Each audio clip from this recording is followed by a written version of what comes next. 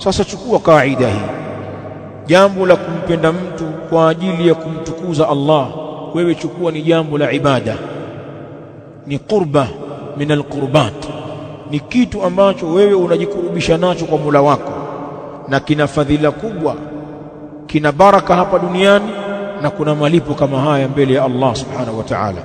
Kwa hivyo jambo la kuwapenda ndugu zako kwa ajili ya Allah, wewe lifanye, hata kama wao watakuona unajipendekeza.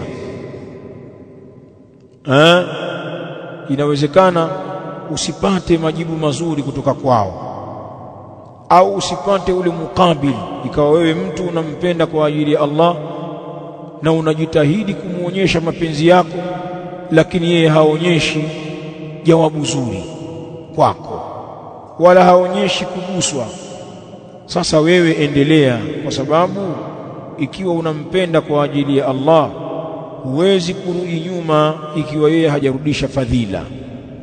Na wala usione kwamba unajipendekeza, maana pana watu wanadhani kumpenda mtu kwa ajili ya Allah, na wakati mwingine akamfanyia ziara huko waliko kwa ajili ya Allah, mtu akapoteza muda wake, akapoteza gharama zake, kwa maana ikawa hata kumfuata ndugu yake kuna mgharimu muda, gharama, pengine wakati mwingine barabara sio salama, pana wanyama, anakwenda kwa tahadhari, lakini anayavumilia yote hayo kwa ajili ya ziara ya ndugu yake kwa ajili ya Allah.